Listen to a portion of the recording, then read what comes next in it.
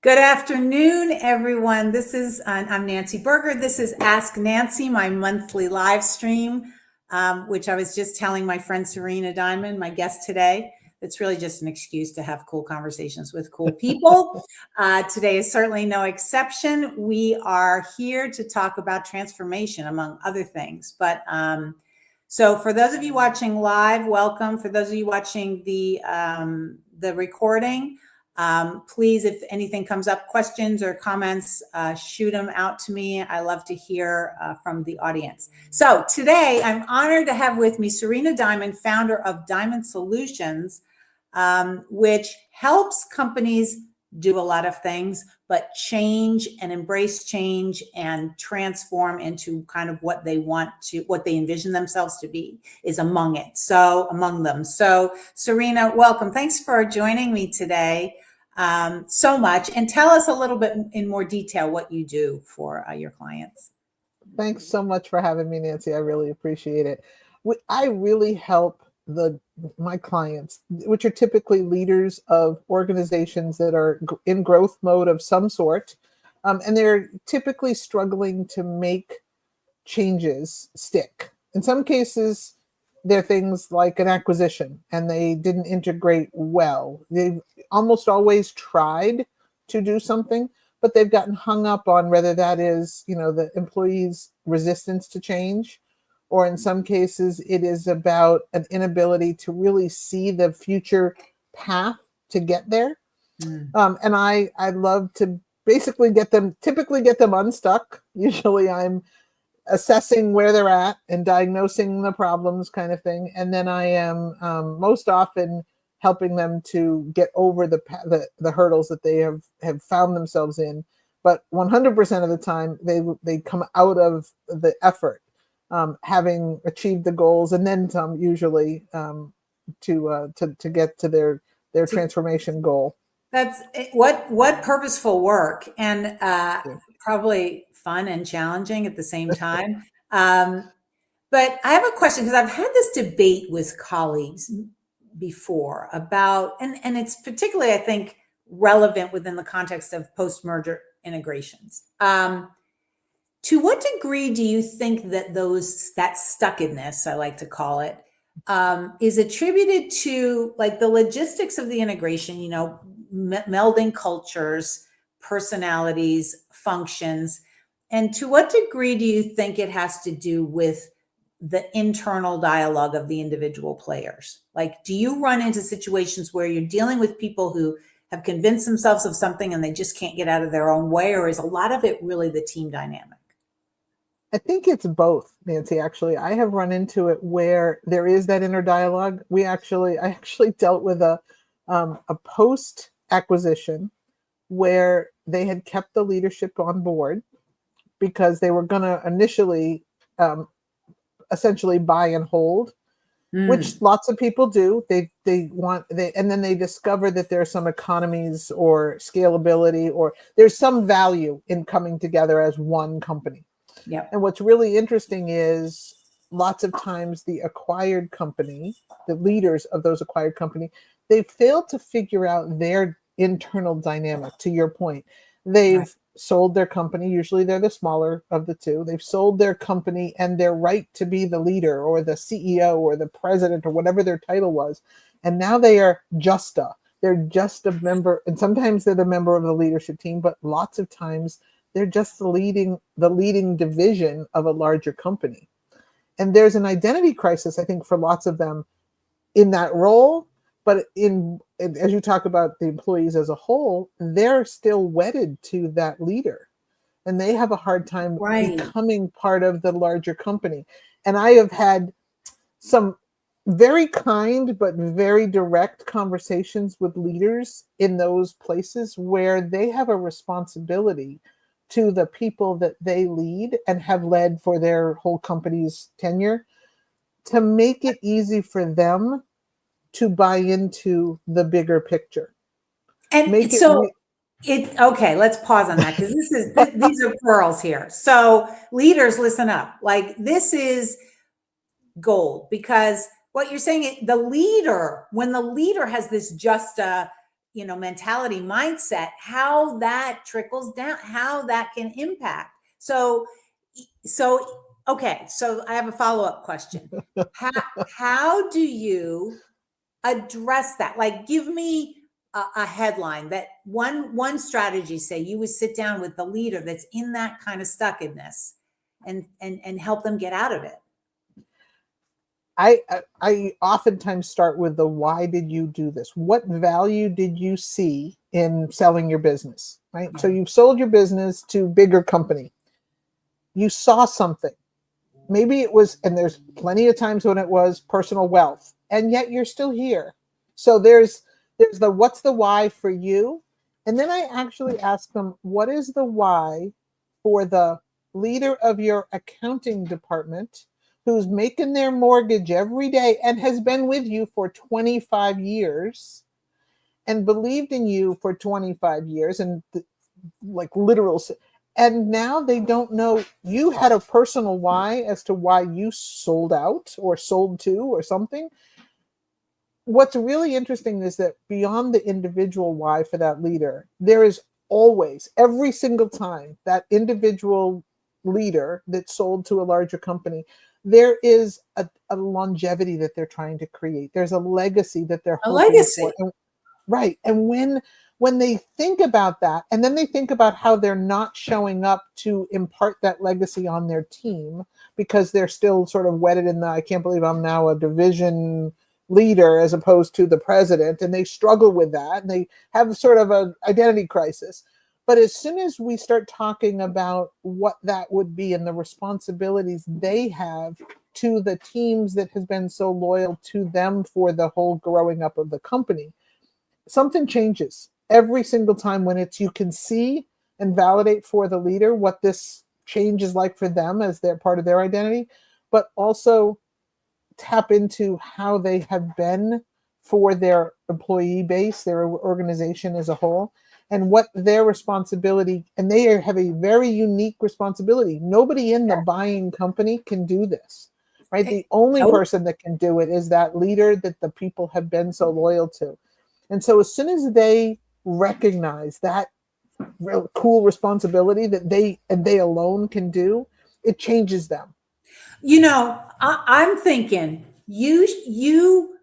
I'm thinking private equity, venture capitalists, like, you need to be on staff. Like, you need to be the person who is there doing this work with the company to be acquired before the acquisition. Can you imagine how much smoother the transition would be? Because you know how it works better than anybody, Right. like in that transition period, that acquisition period, that post-merger period, it's the multiple of EBITDA or whatever it is, and Right. it's the this and it's the that. And then when the dust settles and everything gets wired and everything's done, then the leader finds itself, I need Sarena because I don't know, I forgot why I did this. And that, I call it proximity to impact. That's how I kind of coin it with my clients. Like, we lost that somewhere along the line. Imagine if you could get in there and teach, like, this is how to transition. Don't lose sight of this, because when the dust settles, this is what's going to keep you connected to your people. Right. I love that you said that. It's funny because I don't actually have to imagine it because I've done it. You've done it. And I've done it, and I've known, not from a PE backed, but from a company that brought me in to say, well, we've acquired this company and we just can't seem to get the value. We are facing so much resistance that we're not able to. We're bifurcated. Our clients don't understand, like, why that, all of those kinds of challenges. So I've seen it on the inside. I will tell you that most of the times when PE firms, depending on how they're perceiving this, PE firms will also often come in at it from a very dollar-oriented perspective. Yes. And I will say, well, right, you're looking for the efficiencies, you're looking for the economies. I will also say the two most expensive letters, I didn't come up with this, somebody else did, but I wish I could remember who to attest it to, but R and E are the two most expensive letters. We will redo all kinds of things. And post-acquisition, PE firms are left to try and reestablish an appropriate operating mentality, an appropriate operating team. Yeah. And the amount of efficiency that can come from that is really a shame, because if they were to do it the first time, and it's not hard, you're going to go through any kind of integration structure. So the question is, if you do the integration structure that's going to lead you to a positive outcome the first time, on top of everything else, you're not trying to repair hurt feelings, and Right. there is going to be hurt feelings and those kind of, you're not trying to Always. repair engagement. If you can do it, there's two ways, there's lots of ways to do it, but I do know that this way works because I've seen it if you did it from the beginning. If you were, when I was at IBM often, I ran the workforce management function of the global technology services. That function often outsourced thousands of people. Yeah. And we had a structure for onboarding those employees. It Yeah. wasn't always perfect. I would love to tell you it was, but it wasn't. But one of those things was a very specific set of steps that we did that allowed those employees to feel like they were part of the IBM culture and not like they had just been acquired. It was a very Yes. set of structure. Those people are human beings. And at the end of the day, they have talents and skills and things to contribute. And if Yeah. we made it just a bunch of numbers of people, it wouldn't, they were then just a carrying cost. And I think that's where PE firms sometimes get that part wrong. If they acquire appropriately, or they Yep. help their operating team acquire appropriately Yeah. And there's in a way there's that opportunity. recognizes and respects those people. Yeah, there's huge opportunity cost when you don't lay that out at the outset, right? There's opportunity cost because those expensive letters you referred to, that's sometimes redoing is sometimes undoing and then redoing. And it's very Correct. expensive from a resource perspective, financially, emotionally, every other way, culturally. So it's like you'd think that some of this homework would be done on the front end. Oh, let's do that. Let's see where the cultural intersections are. Let's take advantage of that. But so what you do is kind of, from what I'm hearing, correct me if I'm wrong, is you kind of like remind them of where this all started and how you can capitalize on all of those goodies to move forward and to keep things kind of chugging along. Sorry, you're absolutely right, Nancy. And it used to be called the soft skills. I refer to this as the human skills. Yeah. I You're not soft emphasize about it. no, not it's hard. It's hard. Sorry, I do think, and one of the things that focusing very specifically on the human side of business is what allows you to do it right the first time. Yeah. Because human beings are at the crux of this. I tell people, when people say, what is it that you do? And I say, I'm an organizational change expert. They're like, okay, so you do change management. I'm like, no, you missed the first word. There are people in the organization that will affect.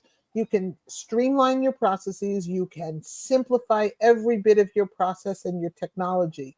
But if you forget about the people that need to adopt new ways of working, you will never succeed. I've done it so many times. I've come in at the end where it was like, oh no, we forgot. They're people that need to do something different. They need to understand why we're doing something different. And if you forget the organizational part of that change that you're trying to manage, you will not succeed. Guaranteed, hands down. I would bet on everything. Let's just throw in a new process, a new technology. Guess what? Right. Never Right. works.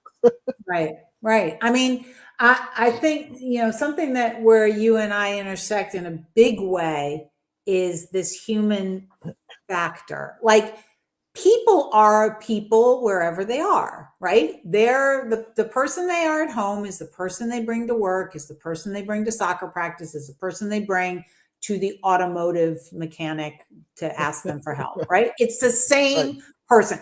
I don't know where we got this idea that we're different people in different places.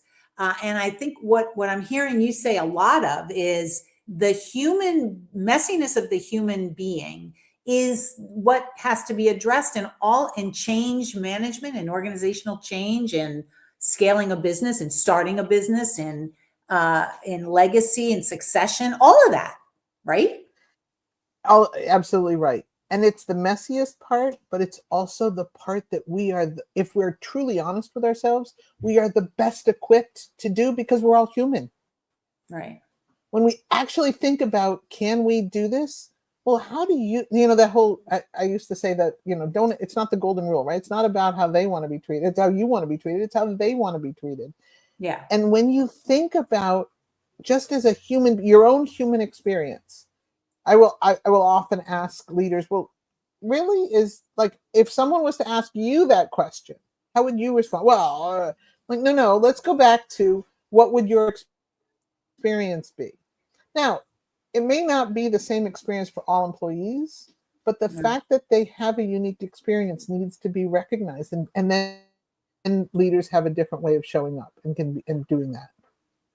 So this brings us to maybe not a good segue at all, maybe a clumsy segue, but I believe, and I'd love to know your thoughts on this, that the preponderance of like the EQ talk and the soft skills talk, which you and I both agree are not soft, but the high EQ leader and the importance of culture and the importance of vulnerability and all of those things, I think that for some people that translates as, weakness in business.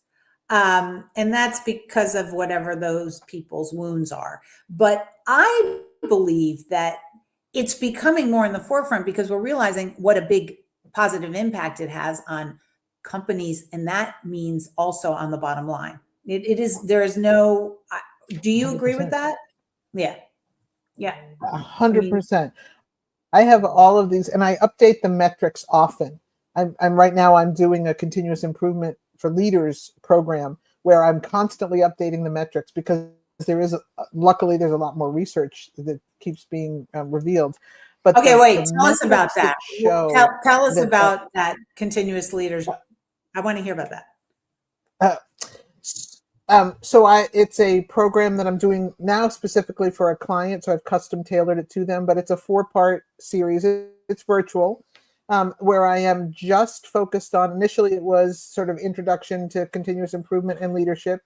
Next one is all the tools and techniques to be able to be used, and we're getting right into it. It's not a talking head conversation. I think some people thought the workshop was going to be something they could play in the background while they cleared their email inbox. They quickly figured out that that's not how I run a workshop, which has been really good. I will say this: anytime you do something online and you get a 4.9 out of 5, you know that you're doing something right. But everybody, 39 cameras on, and the chat stream is going, and the polls are like, I love that kind of interaction. You would never show up in a conference room with a bag over your head and do something else while they were, or take a nap while somebody was presenting.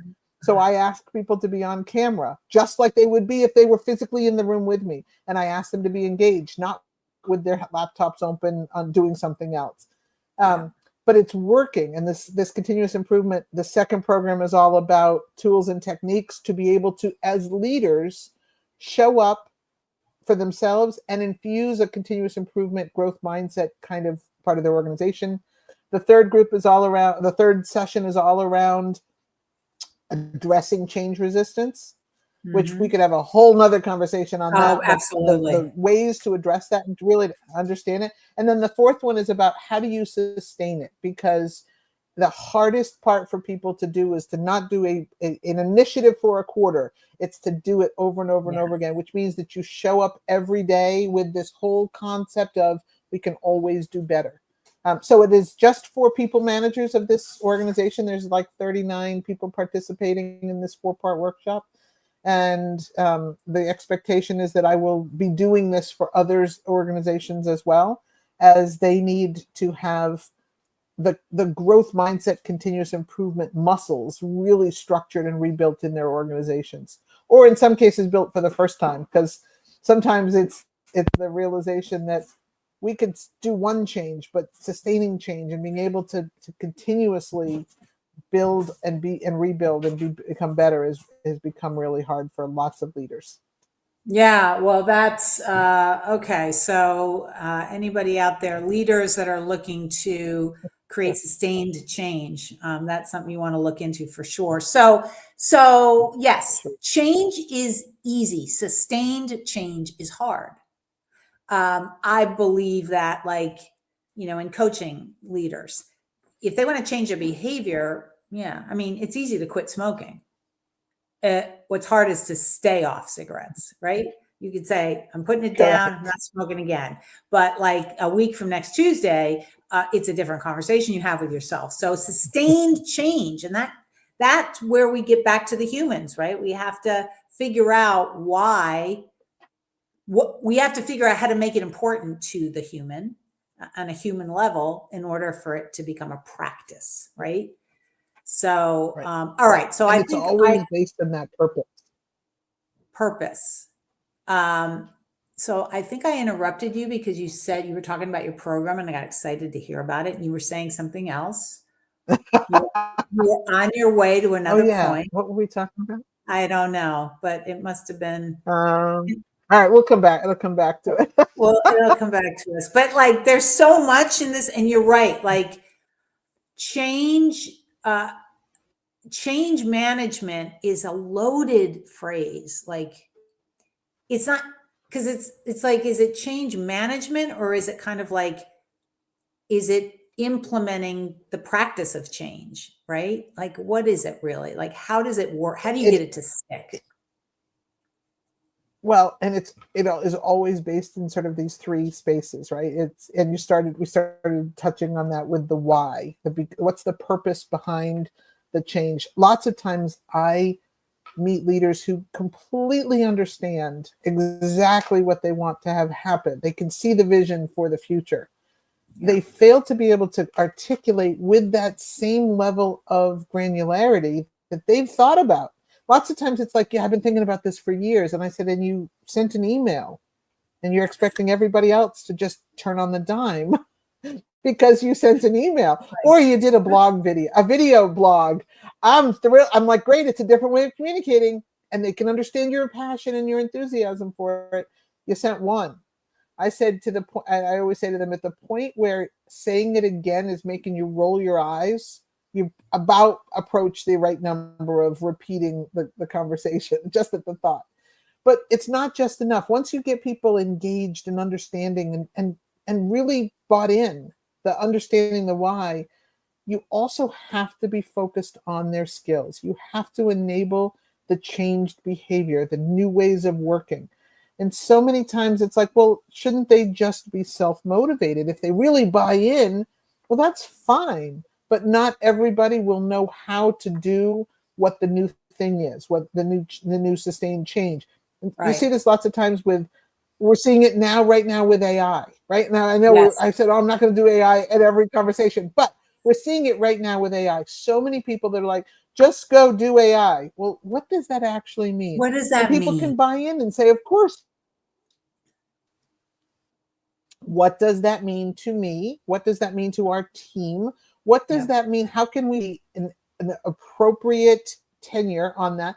And it's so funny because I had this conversation actually this morning with a young leader who was trying to understand how does she do a better job as the marketing leader in embracing the viewpoint of the senior leader. Now, what was really funny about it was she'd had a very good, very heart-to-heart conversation with this new CEO, and he asked her some questions she didn't know the answers to, all about the metrics. I said to her, so here's a perfect opportunity. Go use whatever AI tools you want and ask some questions. Ask questions like, how has the market changed? What do we see from an industry perspective? There's a wealth of information. She says, I'm really like slow and I haven't really picked up a lot on AI. I said to her, I'm going to give you this little nugget then. I want you to think about AI as this. It's Google on steroids. You have been doing Google. We made Google a verb, right? Yeah. You can do this. It's a matter of imagining that that's all it is. And what's funny is I said, so what it does is it gives you the wealth of information at your fingertips. I had the But blessing of Serena, but working at Serena, IBM during. what what you just said though, resistance to change. We are, it's just humans. We resist something new. It's scary. Right, It's a tiger behind the bush. We don't know what right. it is. We so you that's it, right? So you need to try new skills, right? And you try those new skills. And then leaders need to give people not just the patience to do it, because they're not going to do it on their own, but also the skills, the tools for them to learn. And most importantly, the leaders need to be able to share that they believe in the employee's ability to do and embrace these new skills. The Yes. belief that we're on the same team, we want you to be there, we want you to do it, is so important. And then that creates the ability to sustain the change, helping the teams to do that sustained change. It is hard. We, as human beings, we like to be comfortable, and that means Yeah, change is the enemy of comfort, right? So you have to exactly. be able to adopt that. Yeah, but change is the fuel for growth, and uncertainty is fuel for Correct. growth, and failure is fuel for growth. And I it's you know it's you, when you have the awareness that you're resisting change, like, oh, I'm doing that thing I do, then you can set about to change it. But I think a lot of people don't have the awareness. It's just a knee jerk reaction, and it gets in the way. But all For the good sure. stuff comes For when sure. disruption, right? The change model, right? Disruption, and then acceptance, and then innovation. And that's the good stuff. I think So, it is the good stuff. I think the hard part is that every single day is disruption these days. Every single hour, the rate and pace of change has made it so that is, you've inhaled change, exhale change, right? It's everywhere. It's every minute. So we've got to get more comfortable as a just the human beings need to be more comfortable with what kinds of change can I be comfortable with. I think you were talking about the putting the cigarette down, right? The first day, but maintaining the ability to have the cigarette be down next Tuesday when things get stressful is really about the skills and the accountability that somebody is on your side to help you, remind you, right? The reason that so many of those quitting programs work is because there's a coach or a leader that right, has your back, that believes in you and your ability to do it, and that right. becomes really important. I truly believe that is the difference for leaders, that it is not about managing tasks or activities, it is about leading human beings, and through the Lead, messiness that is the human experience. leading human beings. And like, I always like to bring things back to science because I'm very science based in my approaches. And, you know, we are built to change. Like, we are built, our brains are built and organized to change. Neuroplasticity is a real thing, and when we expose ourselves to new thoughts, new ideas, new things, we change our brain. And you just got to stick with it, just like practicing the piano. And you can, over time, create habits and new thought patterns and really change everything. So it all starts with the human. That's kind of where it For is. sure. Yeah. For sure. Well, and that's why we will always have the opportunity to grow, because we're still here, right? Even with Yeah. And AI, we're people still, think, if we're still all yeah. here. And AI, yeah, AI, it has to come up in every conversation because it's such a thing right now. And it's a tool. It's a tool, like cars were a It is tool just when a they tool. came out. Just like anything else, it's a Right. tool. And if we use it wisely, we can, use it to our advantage.